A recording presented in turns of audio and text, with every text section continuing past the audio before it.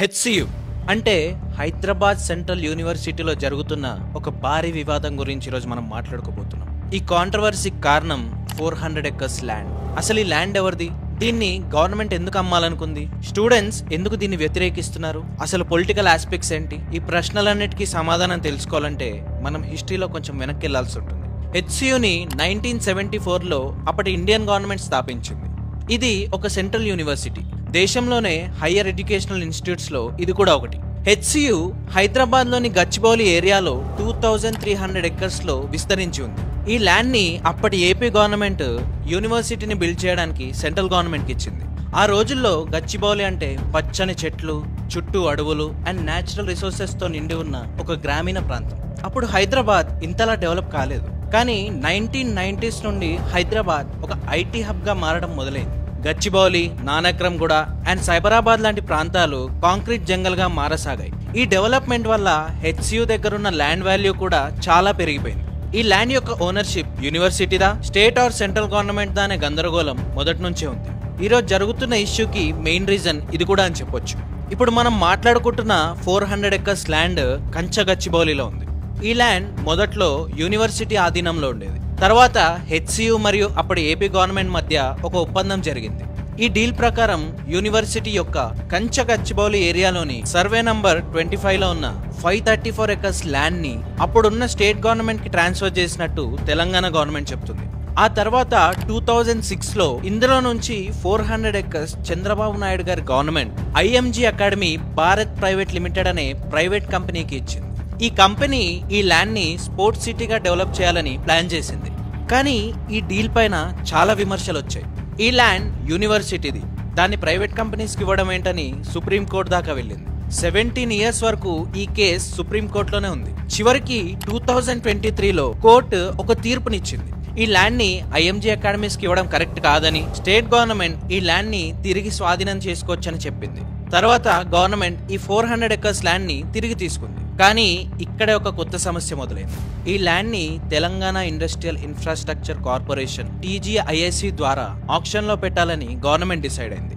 ఈ ఆక్షన్ ద్వారా 10,000 నుండి 15,000 crores వరకు సంపాదించాలని ఒక గోల్ పెట్టుకుంది. ఈ ల్యాండ్ ని IT parks and mixed use projects కోసం డెవలప్ చేయాలని ప్లాన్ చేసింది. ఈ విషయం తెలుసుకున్న స్టూడెంట్స్ యూనివర్సిటీలో ప్రొటెస్ట్ చేయడం స్టార్ట్ చేశారు. స్టూడెంట్స్ అండ్ లెక్చరర్స్ ఈ ల్యాండ్ ని అమ్మడాన్ని వ్యతిరేకించారు. వీళ్ళు వ్యతిరేకించడానికి చెప్పే కారణాలు చాలా స్ట్రాంగ్ గా ఉన్నాయి. Point number 1, environment protection. ఒక సర్వే ప్రకారం ఈ 400 ఎకరాల ల్యాండ్ లో 455 రకాల మొక్కలున్నాయి. ఇక్కడ ఎటువంటి జంతువులు లేవని గవర్నమెంట్ అసెంబ్లీ సాక్షిగా చెప్తుంది. ఈ రోజు అక్కడ ఏదో రిజర్వ్ ఫారెస్ట్ ఉన్నట్టు, రిజర్వ్ ఫారెస్ట్ లో అత్యంత ఏమంటారు జీవరాశులు ఉన్నట్టు,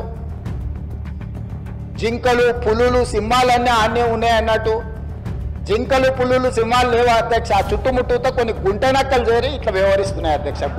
కానీ ఇక్కడ చిరుత పులిలు, జింకలు, దుప్పిలు, కుందేళ్లు మరియు నెమళ్ళు ఇలాంటి చాలా రకమైన జంతువులు అండ్ పక్షులు ఇక్కడ జీవిస్తున్నాయి. అంతేకాదు ఇక్కడ పీకాక్ అండ్ బఫెలో లేక్స్ కూడా ఉన్నాయి. అదే ఈ ల్యాండ్ ని క్లియర్ చేస్తే హైదరాబాద్ లో ఉన్న కొద్దిపాటి గ్రీనరీ కూడా నాశనం అవుతుంది. హైదరాబాద్ లో air pollution and temperature already పెరిగిపోతున్నాయి. ఈ ల్యాండ్ హైదరాబాద్ కి ఒక లంగ్ స్పేస్ లాంటిది. యాక్చువల్లీ హైడ్రాని తీసుకొచ్చింది కూడా లేక్స్ ని ప్రొటెక్ట్ చేయడానికే కదా. మరి ఇప్పుడు హైడ్రా ఎటు వెళ్ళిందని వీళ్ళు ప్రశ్నిస్తున్నారు. పాయింట్ నెంబర్ 2, యూనివర్సిటీ యొక్క ఫ్యూచర్. ఈ ల్యాండ్ యూనివర్సిటీది అని స్టూడెంట్స్ నమ్ముతున్నారు. దీన్ని అమ్మడం అంటే యూనివర్సిటీ యొక్క భవిష్యత్తుని ప్రమాదంలో పడేయడం అనే వీళ్ళ వాదన. Point number 3, legal permissions. ఈ ల్యాండ్ ని ట్రాన్స్ఫర్ చేయాలంటే యూనివర్సిటీ ఎగ్జిక్యూటివ్ కౌన్సిల్ యొక్క అనుమతి తప్పనిసరి అని పేర్కొంటున్నారు. కానీ ఎటువంటి అనుమతి లేకుండా గవర్నమెంట్ ఈ డిసిజన్ తీసుకుందని వీళ్ళ వాదన. ఇది చట్ట విరుద్ధం. కోర్టులో దీన్ని సవాల్ చేస్తా అని స్టూడెంట్స్ అంటున్నారు. అండ్ యూనివర్సిటీలో స్టూడెంట్స్ ప్రొటెస్ట్ చేస్తుంటే పోలీసులు స్టూడెంట్స్ పైన లాఠీ చార్జ్ అండ్ అరెస్టులు కూడా చేశారని న్యూస్ లో వస్తుంది. అసలు సెంట్రల్ యూనివర్సిటీలోకి పోలీస్ సిబ్బంది వెళ్ళడానికి గల పర్మిషన్స్ ఉన్నాయా? వీళ్ళు కోర్ట్ ఆర్ వీసీ పర్మిషన్స్ తో మాత్రమే యూనివర్సిటీలోకి ఎంటర్ అవ్వాల్సి ఉంటుంది. యాక్చువల్లీ ఈ ఇష్యూ 2024 జులైలో స్టార్ట్ అయింది. గవర్నమెంట్ ఈ ల్యాండ్ ని సర్వే చేసి బౌండరీస్ ని గీసింది.